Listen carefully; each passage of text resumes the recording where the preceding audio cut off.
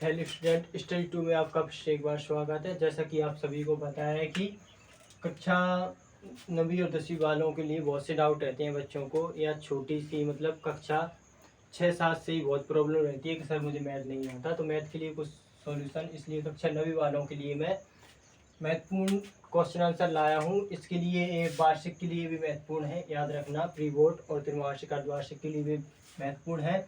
और स्टडी 2 पर वही क्वेश्चन आंसर कराए जाएंगे जो आपके वार्षिक में पूछे जाएंगे। ये प्रश्नावली 1.1 का तीसरा सवाल है। चलिए आगे बढ़ते हैं।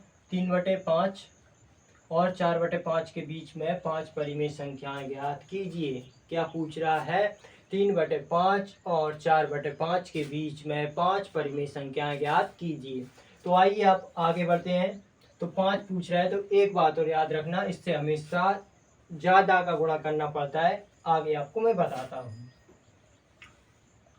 हल दिया है, ये हमेशा लिखना पेपर में। अगर तुम हल दिया ही लिखे आए और एक क्वेश्चन उतारिया सिर्फ इतना 3/5 एवं 4/5, अगर इतना भी तुम लिखे आए तो आपको कितने 1 नंबर दे देगा। अगर 4 नंबर का होगा, 3 नंबर का होगा, तो 1 नंबर आपको इतने में ही दे देगा, याद रखना। चलिए आगे बढ़ते हैं। इतना तो हमें लिखना ही था।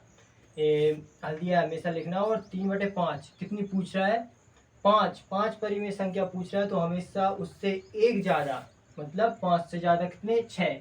अंश तथा हर में 6 का गुणा करने पर, अंश तथा हर में 6 का गुणा करने पर, अंश तथा हर में 6 का गुणा करने पर, चूंकि ए भी लिख सकते हो, अंश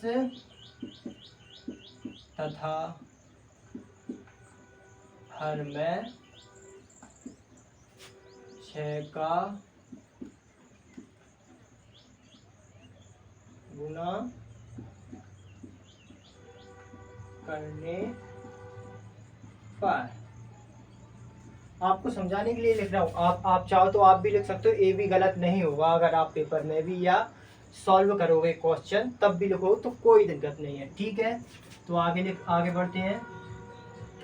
6 × 18 6 × 5 = 30 और 6 × 18 6 × 5 = 30, 6 × 18 और 6 × 5 = 30 एवं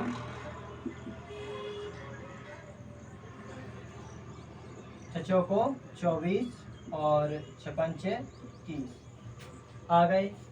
अब क्या करना है? इनके बीच में 5 परिमेय संख्या पूछ रहा है, तो कैसे लिखेंगे? 18/30, 19/30, 20/30,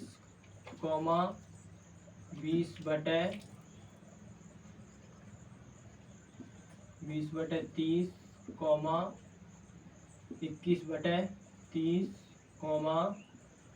22/30, 23/30, 24/30। ये आ गई। कितनी पूछा था इन दोनों के बीच में? 5। तो 1 2 3 4 5 हो गए। अब आप इसको ऐसे भी लिख सकते हो, अतः 19/30, 20/30,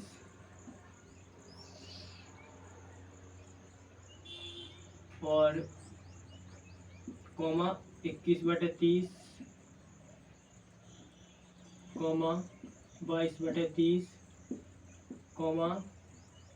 23/30।